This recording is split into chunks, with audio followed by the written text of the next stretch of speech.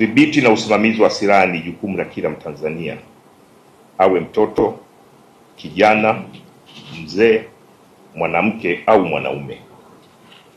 Sote tunawajibika, kwani kwa kufanya hivyo tunakuwa tunashiriki vyema katika kuilinda nchi yetu ambayo kimsingi ni sehemu ya utekelezaji wa Katiba ya Jamhuri ya Muungano wa Tanzania ibara ya 28(1) ambayo inaelekeza, na nukuu, kila raia ana wajibu wa kulinda, kuhifadhi na kudumisha uhuru, mamlaka, ardhi na umoja wa taifa, mwisho wa kunukuu. Hivyo ndugu zangu wajumbe wa kamati hii, mtambue kuwa mmekasimiwa jukumu hili nyeti kwa niaba ya wananchi, na kwamba nyie ndio mnawakilisha Watanzania kuhusu wajibu wa kubaini, kuzuia na kupendekeza namna ya kukabiliana na vihatarishi vilivyopo kuhusiana na uzagaji wa silaha haramu. Ikiwa mwenyekiti wa kamati hii, nina imani kubwa sana na kamati hii iliyoteuliwa, na ni matarajio yangu kuwa ushirikiano baina yetu utaibua mchango mkubwa sana katika kuzuia na kudhibiti uzagaji wa silaha ndani na nje ya nchi yetu.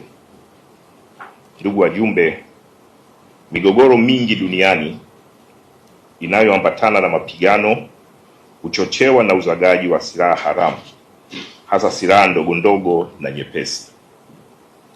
Kunapokosekana udhibiti wa kimkakati, machafuko huzidi ambayo hugharimu maisha ya watu, mali na miundombinu muhimu, hivyo husababisha kudorora kwa uchumi wa nchi na ustawi wa jamii kwa ujumla.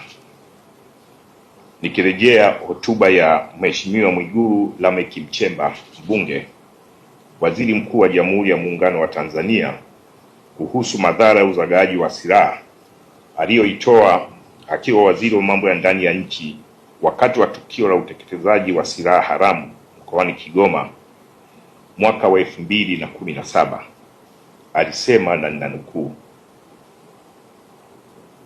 madhara ya uzagaji silaha kiholela yapo mengi, ikiwa ni pamoja na kuathiri maendeleo ya nchi kiuchumi, kisiasa na kijamii. Pia kuzagaa huko kunachangia vitendo vya kihalifu ikiwemo ukatili wa kijinsia, kubaka, kurawiti na mauaji. Hivyo kila mwananchi awe mlinzi wa mwenzake. Tanzania, tangu nikingali mtoto mdogo, naahidi nitakulinda mpaka kufa. Haya ni maneno ya kizalendo ambayo tunapashwa kuyaishi siku zote, na kwamba inapofika masuala ya kitaifa, basi nchi hii tutailinda kwa ujasiri mkubwa, hata pale itakapobidi tupoteze maisha yetu, lakini tutalinda maisha ya wananchi wa Tanzania, tutalinda mali zao bila kujali athari zitakazotupata tunapokuwa tunatekeleza majukumu hayo.